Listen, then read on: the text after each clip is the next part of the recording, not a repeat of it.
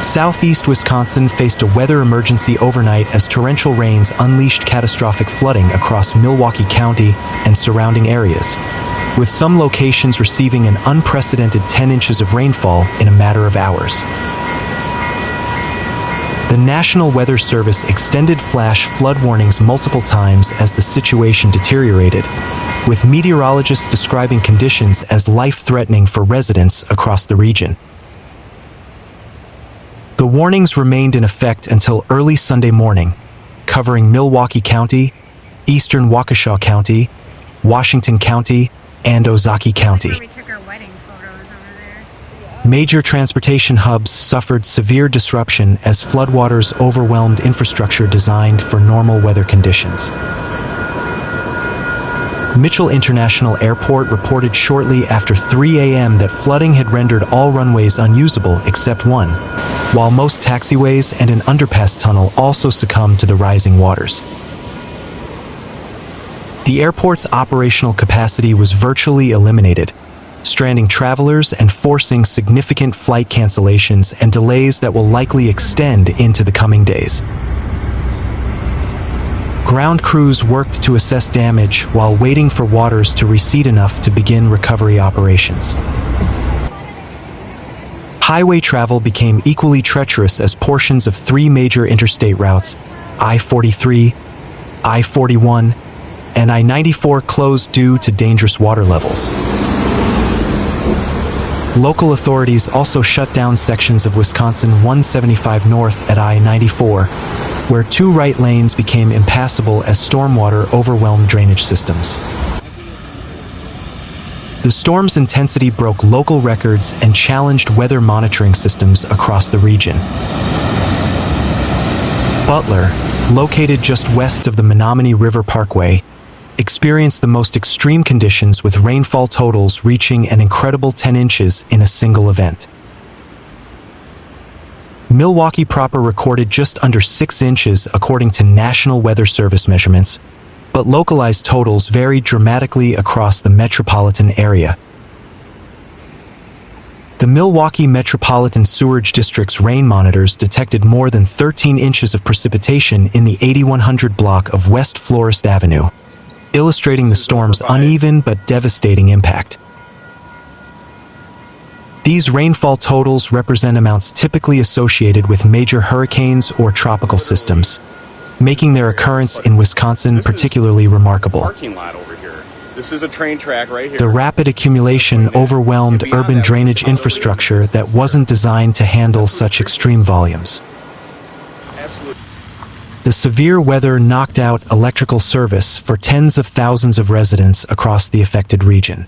We Energies reported that more than 38,000 customers remained without power just before 2 a.m., as utility crews struggled to respond safely during ongoing dangerous conditions. Power restoration efforts were hampered by continued rainfall and flooding, as crews couldn't access many affected areas due to impassable roads and safety concerns.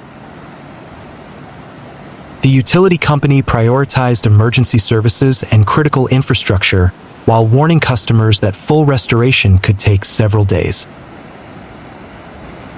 The Wisconsin State Fair became an early casualty of the severe weather, with organizers forced to close the event early and cancel the scheduled main stage performance. Social media footage captured dramatic scenes of flooding throughout the fairgrounds, with walkways transformed into rushing waterways. The decision to close the fair prioritized public safety, as conditions became increasingly dangerous for both attendees and staff. Fair officials worked to secure rides, exhibits, and livestock as quickly as possible before evacuating the grounds. Emergency responders across the region dealt with multiple water rescue situations as vehicles became stranded in rapidly rising floodwaters. Local law enforcement reported numerous basement flooding incidents and creek overflows that threatened residential areas. The National Weather Service emphasized the deadly serious nature of the situation, noting that most flood-related fatalities occur in vehicles when drivers attempt to navigate flooded roadways. Officials repeatedly urged residents to follow their turn-around, don't drown guidance. The flooding affected numerous municipalities throughout southeast Wisconsin, with each community facing unique challenges based on their geographic location and drainage capacity. West Allis, Wauwatosa, New Berlin, Brookfield, Greenfield, and Menomonee Falls were among the hardest-hit areas. Smaller communities like Cudahy, Whitefish Bay, Greendale, Brown Deer, and St. Francis also experienced significant flooding, while suburban areas including Hales Corners, Fox Point, Elm Grove, West Milwaukee, and Franklin dealt with overwhelmed storm sewers and street flooding. Meteorologist Benjamin Shepard from the National Weather Service's Milwaukee office warned residents that the overnight flooding represented just the beginning of a multi-day weather event. Additional rounds of thunderstorms were forecast through Monday morning, with the potential for renewed flooding concerns. The unpredictable nature of the storm system made forecasting particularly challenging, as meteorologists struggled to predict exactly when and where the most intense rainfall would occur. This uncertainty complicated emergency response planning and public safety messaging. The heaviest additional rainfall was expected between Saturday evening and Sunday evening, raising concerns about already saturated ground conditions and overwhelmed drainage systems that might struggle to handle any additional precipitation. Around 14 million people from Kansas to Wisconsin are under flood alerts this weekend as rounds of heavy rain continue to cause severe flash flooding across the Midwest, forcing the Wisconsin State Fair to cancel many of its events. The flooding has directly impacted southern Wisconsin, including the Milwaukee metropolitan area. On Saturday evening, 24 preliminary storm reports came in for the upper Midwest, including 80 to 90 miles per hour wind gusts in the Omaha area. Some of the highest rainfall totals in the past 24 hours were in the Milwaukee area, where west of the city recorded 8 to 11 inches of rain. Wisconsin State Fair Park, where the state's fair is held, was forced to close early on Saturday due to flooding. The state fair announced on Sunday that it will not reopen for the day's events. We understand the disappointment you may feel as our team works all year for these 11 days. The statement, posted to Facebook, read, "However, the safety of our fairgoers, team, partners, and vendors will always be our top priority." An additional round of thunderstorms is expected to impact the Midwest again starting Sunday morning, including parts of Nebraska and Iowa, bringing the risk of damaging wind and hail. Currently, a very large cluster of heavy rain is moving across Iowa, Missouri, Wisconsin, and Illinois. Various flood warnings were in place Sunday morning across eastern Iowa and west of Milwaukee. Additional flash flooding is possible, especially in these vulnerable areas affected by Saturday night's flooding.